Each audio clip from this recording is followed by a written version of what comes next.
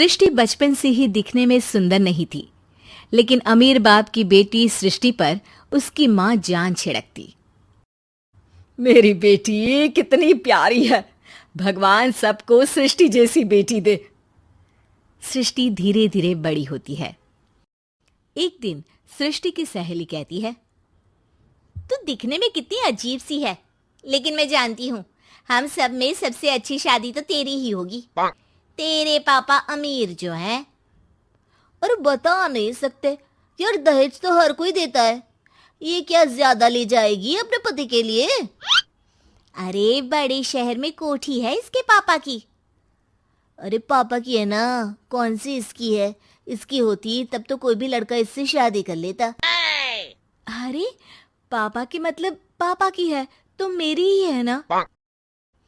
किसने कहा? अब तेरी तो तब होगी ना जब तेरा भाई ना हो। वैसे भी शादी के बाद सारी प्रॉपर्टी भाई के नाम होती है।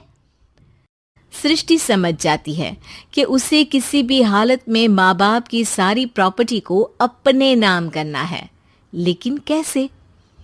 एक दिन सृष्टि का भाई शीनू कहता है, बहन क्या कर रही है? तुझसे एक बात करनी है। अरे हाँ हाँ करना, मैं तो तेरी बहन हूँ।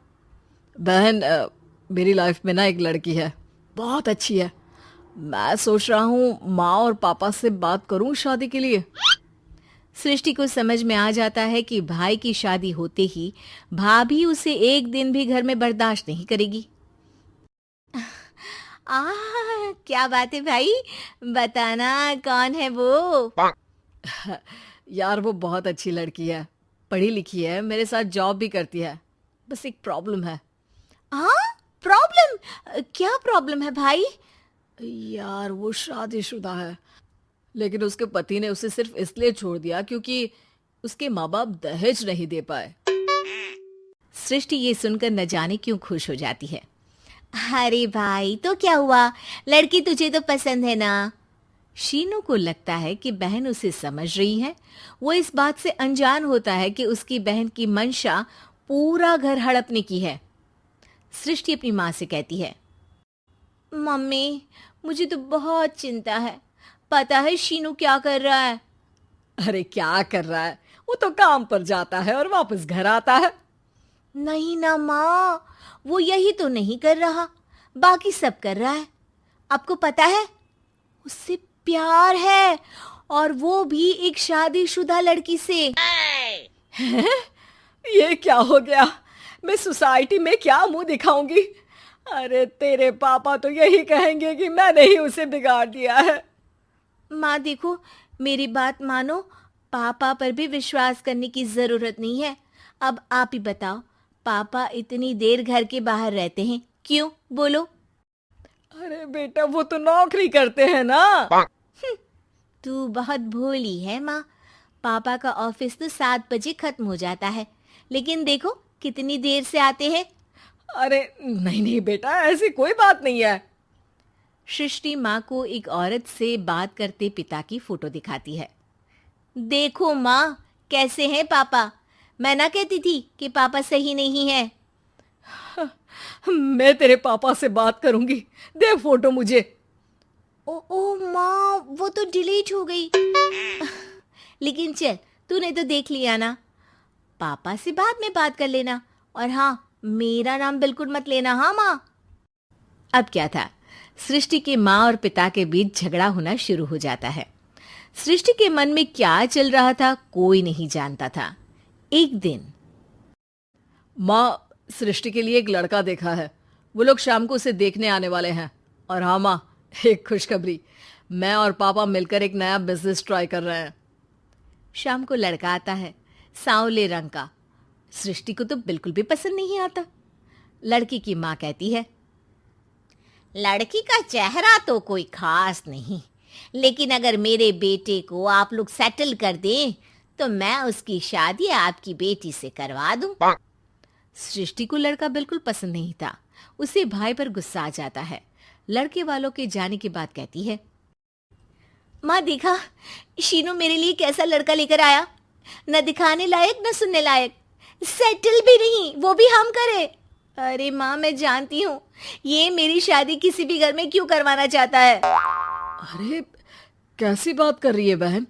तूने तो देखा ना, लड़के को मैंने ही मना कर दिया तुझसे शादी के लिए। जिसने लड़का बताया था उसने उसकी बहुत तारीफ की थी। बात आई गई हो जाती है, लेकिन सृष्टि का मन शांत नहीं होता। क्या करूँ, कुछ समझ में नहीं आ रहा। मेरी शादी हो गई तो ये लोग पूरी प्रॉपर्टी शीनू के नाम कर देंगे। मेरे हाथ तो कुछ लगेगा ही नहीं। तभी सृष्टि को आइडिया आता है। वो किसी वकील को फोन करती है। जी देखिए, अगर आपके मम्मी पापा का तलाक हो जाता है तो आपके पिता की आधी प्रॉपर्टी आपकी माँ के नाम हो जाएगी। फिर उसे वो किसी को भी दे सकती है। सृष्टि अब माँ को बेटे के खिलाफ भरती है। माँ, शीनू पर नजर रखा करो। वो जिस लड़की के प्यार में है ना, वो शादीशुदा है। यहाँ आएगी, सारा पैसा, रुपया, जमीन, जायदाद सब हड़प लेगी। पापा का भी हाल तुमसे छुपा नहीं है। ऐसा ना हो कि मैं और आप एक दिन सड़क पर भीख मांगे। हे भगवान, मैं तो जीते जी मर जाऊंगी अगर ऐसा हो गया तो। ऐसा हो गया नहीं माँ, ऐसा ही होगा। अभी समय है, आगे का सोच लो। मैं तो कहती हूँ पापा से आधी प्रॉपर्टी लेकर अलग हो जाओ। पापा की आधी प्रॉपर्टी भी हम लोगों को अगर मिल जाती है ना, तो अगले 7 जन्म सफल समझो। बेचारी माँ बेटी के कहने पर पति से तलाक लेकर अलग हो जाती है। सृष्टि अब पैसों से गाड़ी और अपने दूसरे महंगे शौक पूरे करने लगी। उसके दोस्त भी उसके पैसे इस्तेमाल करते। सृष्टि, कल तुम कहाँ थी? मैं सारा दिन घर पर अकेली थी। तो मैं क्या करूं? मैंने ठेका तो नहीं लिया है ना तुम्हें संभालने का। माँ को सृष्टि से ये उम्मीद नहीं थी। वो बैठकर रोने लगती है। वहीं उसका पति यानी कि सृष्टि के पिता आ जाते हैं। मैं जानता था कि तुम्हारा यही हाल होगा, तो आपने मुझे रोका क्यों नहीं? मैं रोकता तो तुम रुकती क्या?